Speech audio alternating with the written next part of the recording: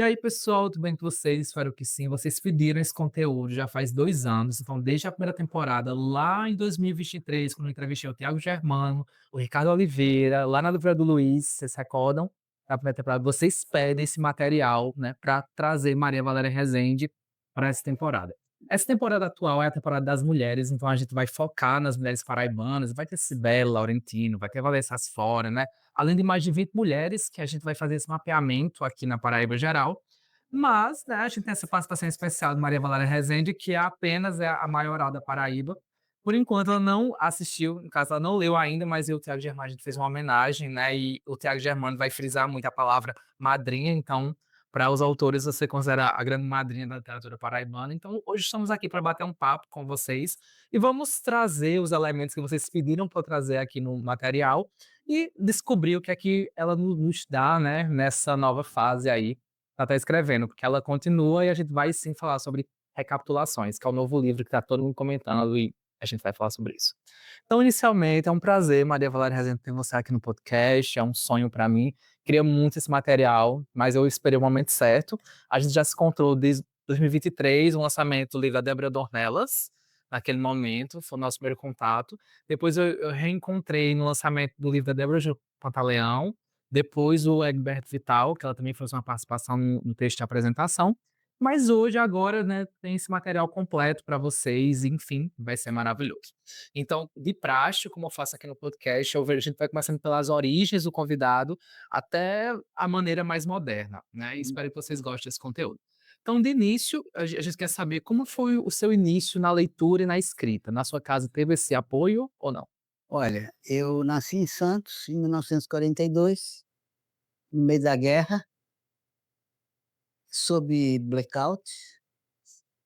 Eu só fui ver luz elétrica quando eu já tinha quase 3 anos de idade, e não se podia acender a luz para os submarinos que estavam ali procurando o porto para torpedear. Não. Durante o dia tinha a bruma do mar, eles não viam, porque o porto fica escondido por trás da ilha, mas de noite se acendesse as luzes, aí eles podiam.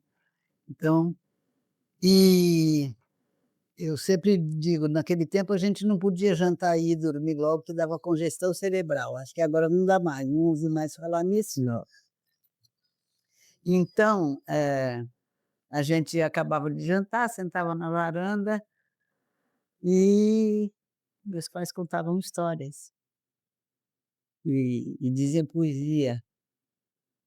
E meus pais eram leitores toda a vida, tanto meu pai quanto minha mãe eram leitores inveterados.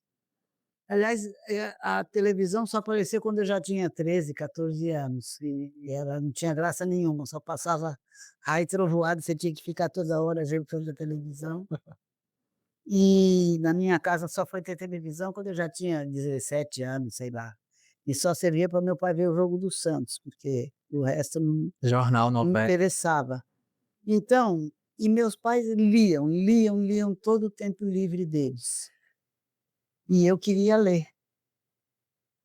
Eu inventava histórias, ditava para minha mãe, ela fazia ela escrevia com a letra bonita dela, né, gente, depois eu pedia para minha avó passar uma costura, fazia meus livrinhos, fazia 3, 4, 5 exemplares e distribuía. E tanto na família da minha mãe, que é uma família mineira, minha mãe era mineira, quanto na família do meu pai, em Santos, tinha escritores. Tanto que eu achava que escrever livro era a coisa mais comum, que todo mundo um dia escrever um livro na vida, sabe, porque eu cresci assim: "Já leu o último livro do tio fulano? Já tem o último livro da prima fulana? Da tia cicrana?" Então aquilo era uma coisa que não tinha para mim nenhuma dificuldade, era uma coisa que ia acontecer um dia. Só que a gente naquele tempo não tinha escola para todo mundo, mesmo escola particular. Então a gente nascia, já pré-matriculavam a gente em alguma escola para garantir vagas quando chegasse a hora de ir para a escola. E na escola em que me pré-matricularam, tinha uma recomendação: "Não tentem alfabetizar a sua criança antes dela vir para cá, porque vocês usam métodos atrasados, não pode. A gente tem um método moderno". Então, e eu queria ler. Eu me lembro, assim, que minha mãe Minha mãe era artista, ela era escultora, então ela trabalhava até às 5 horas da tarde, aí ela se ves tomava banho, se vestia, sentava numa poltrona, pegava um livro e lia. E ela lia, eu tenho a impressão que eu tenho, assim, a lembrança é que ela lia Machado de Assis em looping, assim, porque a gente tinha a obra completa do Machado de Assis lá numa que eu ainda tenho esses mesmos exemplares. E e aí eu me lembro que eu sentava no chão, assim, na frente da minha mãe, e ficava olhando a cara dela. E ela a expressão do rosto dela lendo, rindo, assim, e eu ficava louca para saber o que era, que raio de coisa que ela estava lendo, sabe. E aí, tem uma coisa engraçada, que um dia a gente passava o fim de semana na casa da minha avó. A minha avó era sobrinha do poeta Vicente de Carvalho, lá de Santos, que é o grande poeta de Santos, né. E então, todo mundo só lia, lia, lia.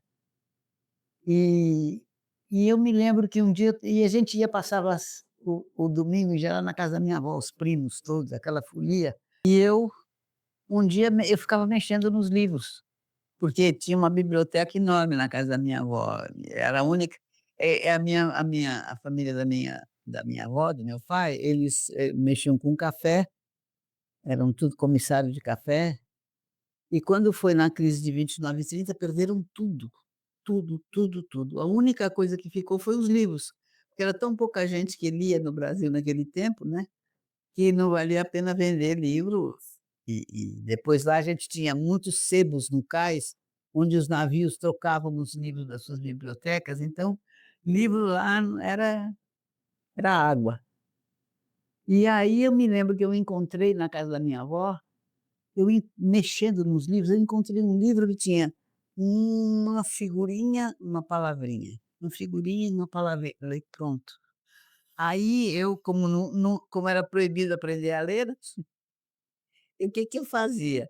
Eu levava um pouco de lápis no bolso do meu shortinho, assim, chegava lá, pegava aquele livrinho, quando não estava ninguém me olhando, me trancava no banheiro. Banheiro naquele tempo, papel higiênico não era rolo, assim, né, Sim. eram uns retângulozinhos de papel, assim, papel parecia papel manteiga, não sei, enfiado num gancho, assim. Então eu me trancava no banheiro e copiava aquela figurinha e depois eu ia letra por letra, que eu não sabia que letra era, mas enfim, eu copiava, né, e cada dia eu voltava, cada fim de semana eu voltava com as 10 palavras para casa. E estudava aquilo ali escondido. Porque ele não podia. Quantos anos você tinha nesse dia? Eu tinha 5, 6 anos. Nossa, muito novinho. Então, quando eu cheguei finalmente na escola, com 6 para 7 anos, logo no primeiro dia de aula, eu sentei ao lado da outra menina e eu falei, uma menina que estava do meu lado, falei: "Você sabe ler?" Ela disse: "Eu não sei ler não, que nesse colégio a gente não pode saber ler antes de ir para o colégio". Eu falei: "Pois eu sei ler". Aí a menina falou: "Professora, essa menina está dizendo que ela sabe ler, não pode". Aí a professora me conhecia, porque era uma família vizinha nossa, né. "Não, você sabe ler?" Falei: "Eu sei. Sei ler e sei escrever". Falei: "Venha cá". Me deu um papel e disse: "Escreve uma coisa aí". Eu escrevi. Ela perguntou: "O que que foi que você escreveu?" Eu disse: "Sofá". "É, escreve outra coisa". Eu escrevi. Aí ela disse: "Eita, o que que foi que você escreveu?" Eu disse: "Boneca". Não, era poupée, porque o livro era em francês. E eu não sabia que o livro era em francês, então eu eu escrevia em francês e li em português. Aí, a partir daí, a minha tia começou a me dar aulas de francês para desmisturar, né, uma tia que era professora de francês e alemão, e me dava aulas de alemão e de francês mas a língua eu já tinha assimilado, né, porque a gente pulava os muros, aquela criançada aprendia tudo quanto era língua, tudo misturado. Então isso fez uma diferença imensa na minha vida, fez uma diferença enorme. Eu, por causa disso, eu acabei dando 4 voltas ao mundo sem nunca pagar passagem.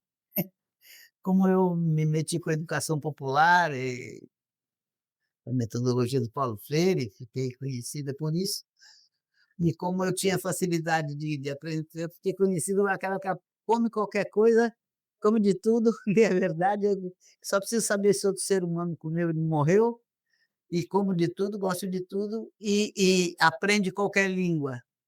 E claro que não é tão simples assim, mas é verdade que quanto mais línguas você sabe, mais fácil é aprender outra, tanto que eu, por exemplo, eu eu sou capaz de conversar longamente em creole haitiano, por exemplo, que eu passei muito tempo lá. Eh, e além das línguas de francês, italiano, espanhol, inglês, Sim. alemão menos, porque a gente não queria aprender alemão por causa da guerra e tudo isso, a gente tinha preconceito. Então o meu alemão, até ultimamente eu ando lendo mais em alemão para Sim, estimular a cabeça, mas, é suficiente para eu não me perder na rua e não passar fome na Alemanha, mas não vai muito longe não. Mas, mas é isso, eu tive muita sorte, então Mas esse desejo só foi aflorado muito tempo depois, quando você começou a publicar. não, isso aí eu não, eu durante toda a vida fiz muita tradução, porque inclusive era um meio de vida, né, meio de vida.